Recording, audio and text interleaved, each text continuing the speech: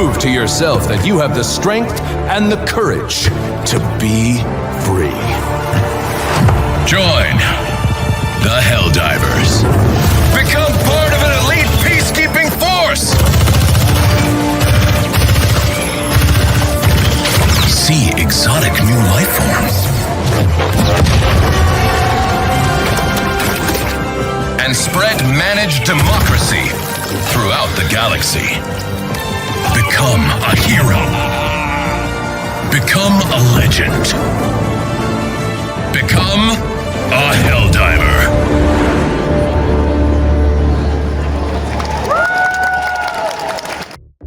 Hello everyone, if you came here to make a Helldiver cosplay, or at the very least you're thinking of making one, then this video is for you. In this video we'll cover pretty much everything, and I'll leave time codes over here, so that you can easily skip to the topic that is the most relevant to you. The purpose of this video is to ease you into the whole process, in order for it to be not so intimidating, because it's a pretty lengthy craft. It's not the hardest thing in the world, but there are definitely some challenges that one can encounter, especially if you're a beginner. So this video is going to be somewhat of a guide for those people who are interested to know about all the nitty-gritty details of where to get the files, how to size them properly, print them, paint them, etc. First things first, 3D print or EVA foam. Which material should you use to make your armor?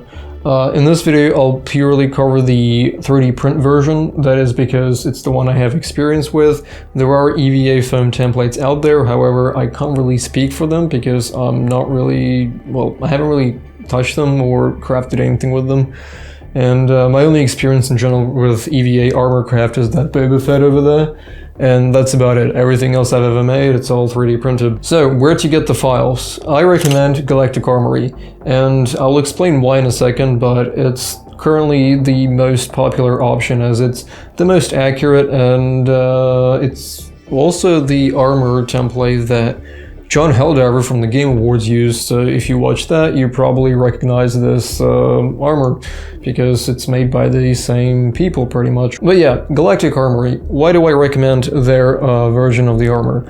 First of all, it's very, very modular, and what do I mean is you can customize the way you want to craft it. As an example, here are two arm pieces. On this right hand you can see that the whole thing is 3D printed. However, that is not canonical to the game, because in the game, under this armor plate over here, is, well, foam padding. Well, not foam padding, but there's padding, soft parts as we call them. And you have the option in the Galactic Armory files to print the soft parts in case you don't want to, well, struggle with them, because soft parts can be a struggle for beginner cosplayers in some cases.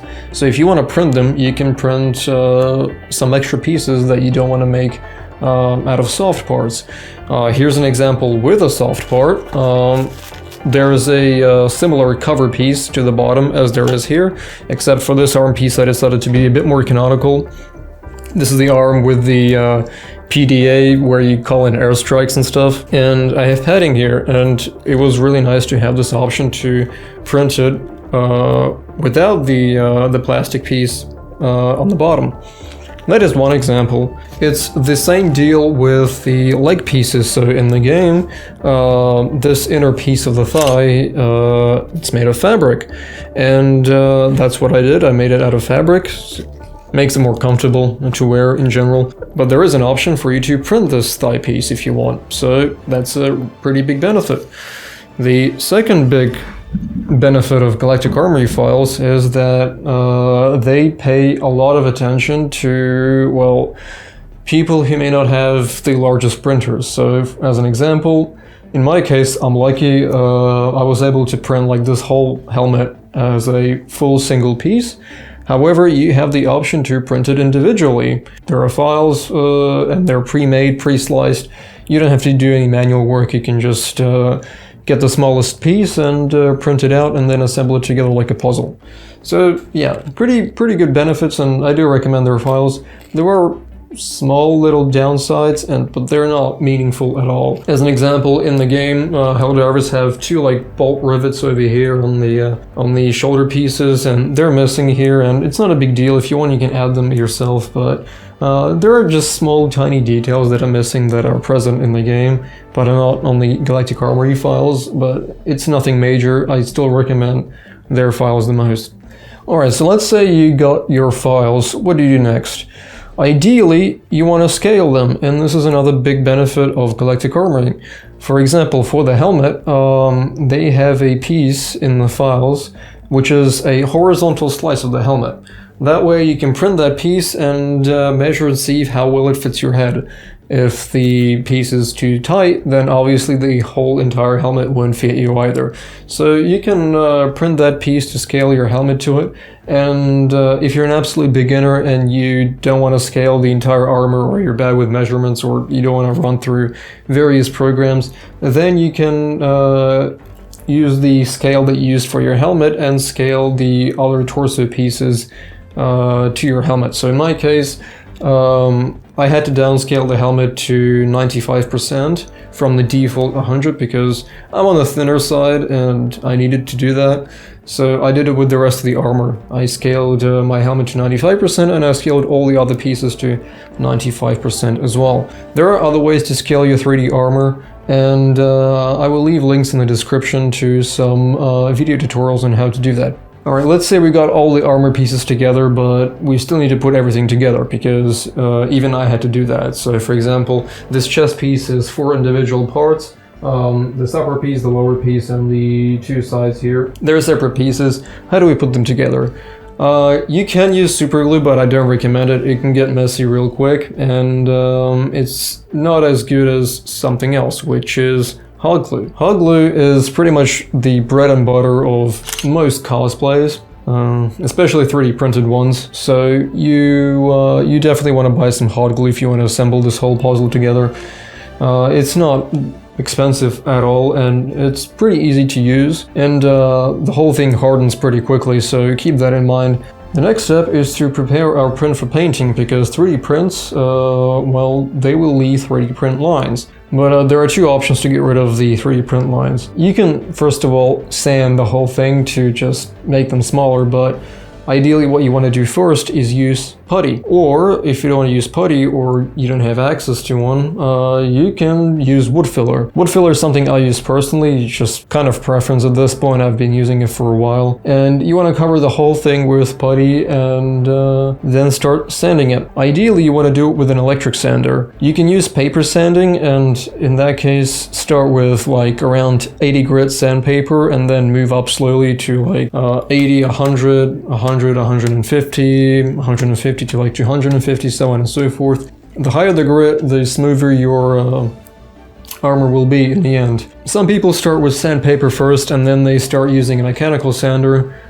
These days I just start off with a mechanical sander to begin with, and same logic applies there. You can have various grits of paper and you want to start with the lowest you have and then go up from there. Obviously mechanical sanders will save you a lot more time, and your hands won't be as sore after the whole process. So let's say you've coated it with putty or wood filler, you've sanded it. What next? Well, you want to buy some filler primer. Doesn't matter which color, black or white. Buy any one you like, or any that you have access to, and cover your whole print with primer. You want to have at least 2 coats, at least. After that, if you see any more potential 3D print lines or unevenness, you want to sand the whole thing again. And after that, you want to prime the whole thing again with filler primer once more. If you think that after that process your print is smooth enough, well, then you can start painting. And how do we paint our Helldiver? Well, again, there are 2 options. One is airbrushing, which is the ideal way you want to paint your 3D prints. And the second is spray paint. I don't really use airbrushing because I just simply don't have an airbrush. So I use the good old spray paint. Yeah, in this case we want to use a gray spray paint, not black, because I've seen some people make their Helldiver black, and it's not meant to be a dark color, it's meant to be like dark gray. but not black. I know that in some promotional images or in gameplay footage it may look like they're wearing black armor, but they're not. Their armor is charcoal / gunmetal gray, which is the color that you want to use. Galactic Armory, they used, I believe, Rust-Oleum's charcoal gray? Charcoal metallic gray? I will leave the name over here on the side. I've used just gunmetal gray. It does the trick just fine. Covered it with a layer of that. But yeah, once it's all covered, you want to cover it with a clear coat. A clear coat, well, you can use a glossy one. That's what I used here. It can give your armor even more of a metallic look. And after you've covered it with a clear coat, ideally 2 times, you want to start working on the yellow lines if you want to add any. If you want, you can just leave your whole Helldiver just gray, but obviously you want to have some markings. I use the default markings that you see in the promo material and from the trailers. So for that we'll need masking tape. Using masking tape, we want to mask off everything that we do not want painted, well, yellow. But yeah, after you've covered it with masking tape, you can start spray painting it with yellow, or just painting it manually by hand with acrylics. It doesn't really matter which way you want to paint it at this point, but spray paint or acrylics will do just fine. And after it's done, rip the masking tape off, and you should have your beautiful yellow lines. And after that, we want to cover it with yet another layer of clear coat in order to secure the print. We don't want any chemical reactions to happen.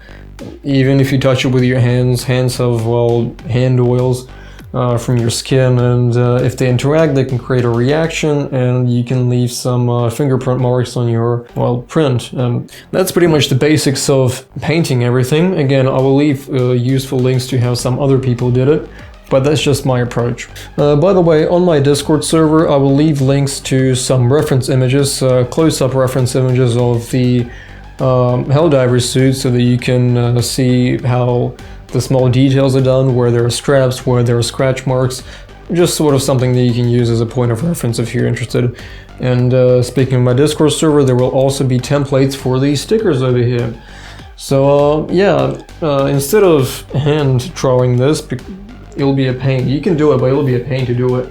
I've pretty much just printed out some stickers and applied them here, and they look pretty good. There are 3 stickers that you'll need to apply, well, mostly.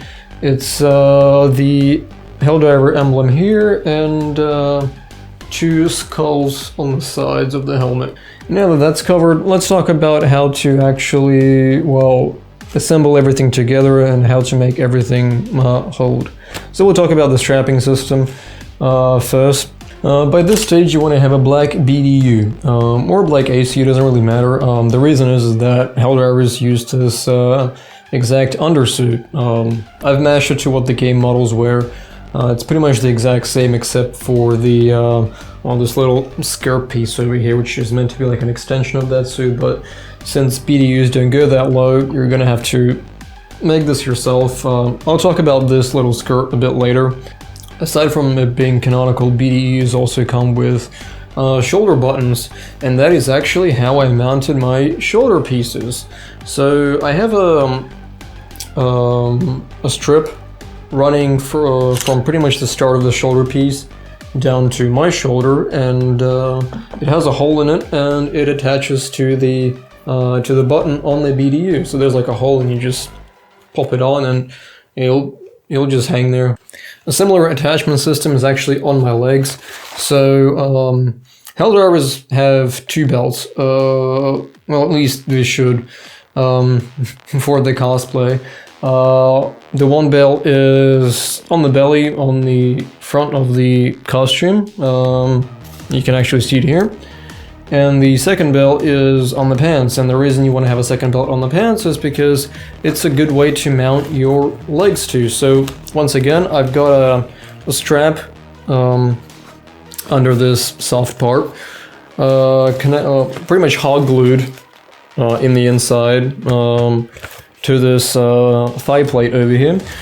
And how it works for me is I just loop this piece around my belt, and it just hangs on.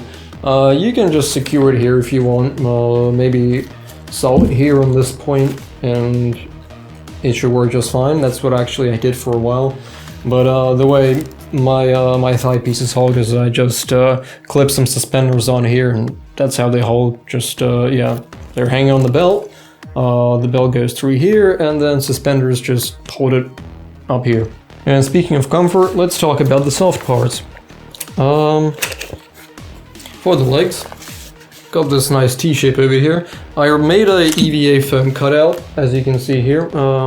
This was all EVA foam, and then this EVA foam was covered with black fabric. And yeah, EVA foam is pretty soft, so it makes everything comfortable. And I just, well, after that I just hot glued the whole thing to the armor piece. And yeah, it's just hanging on to like that. You may also notice a lot of clips everywhere. There's clips on the shoulders, on the front and on the back. There's some clips on the sides here, which you probably don't see, but there are some. And there are some clips on the legs, and even on the on these pieces over here below the knee. You can get Fastex clips if you want, or you can use Cobra clips. Cobra clips will make your suit look a bit more realistic because they're metallic, and yeah, they're also a bit more secure. But the downside is that they can be a bit more expensive. Let's talk about the PDA real quick. So if you want, you can use a little phone to put underneath here, and that way you can have a functioning PDA. You can even like get a PNG of like the Helldiver console here and just have your phone on all the time so that it lights up. But the problem is that these things are really small, so if you want to fit the default size, you'll need like a phone from 2010, 2011. Again, it needs a really small phone in order to fit in there. By the way, same logic applies to the soft parts here. Pretty much how this works is, again, cut out some EVA foam, covered it with black fabric, and I've got myself some soft parts. There are better ways to do it, but that's the way I did it in the time that I had. And yeah, under here there's just some Velcro holding everything together. And yeah, this is how I disassemble it and put it on. For these bottom leg pieces, you can have the knee pad separate from this piece. It's not necessary, but it's just the way it looks in game from the screenshots. It looks kind of like this together, and I decided to base it off that, so I just kept them together. But yeah, this works. It worked for me. I can run in it, I can bend in it, just yeah, it's a working mechanism. 2 Fastex clips over here, and this thing has some Velcro on the inside, and it connects to my knee. I did attach some Velcros to my BDU, and that way it connects here. You can also add some Velcro here if you want, but I decided to skip this, just add some for the knee piece, and the rest is held by the Fastex clips, which attach to around my boots. For the cape, ideally you want to use some material that's not see-through, somewhere where light can't pass through, because it'll look better that way. There are also holes in the armor, front armor here for the cape, so you don't have to worry about like doing some awkward manipulations to get the cape under there. There are places where you can pull the cape through. For the cape, ideally you want to use some material that's not see-through, somewhere where light can't pass through, because it'll look better that way. Some good Ralph textured fabric that's pretty dense is something you want to use, because it'll add, again, another layer of authenticity to your costume. Regarding the visor, so for the visor, there is 2 things you can do for it. First is buying a protective face shield for like a lawnmower or whatever. Yeah, you can buy something like this, it'll work just fine. And the second option is to make a more canonical looking version of the visor, which is, it's pretty much 3-dimensional. I'll leave an image of what I mean. The bottom piece of the visor is just popping out a bit, and Galactic Armor does provide a mold for you to heat your plastic visor onto, so that it can create that 3-dimensional look to the visor. Another thing to note is that the visors are not actually black. Now I know I made my visor black, and again, the way the lighting system works in the game makes them look black, but they're not, they're blue. Yeah, I originally wanted to make mine blue as well as my buddies who cosplay with me, but we didn't get around to it, so it's black, but it doesn't really matter. You can keep it black since a lot of the time that's the way it looks like.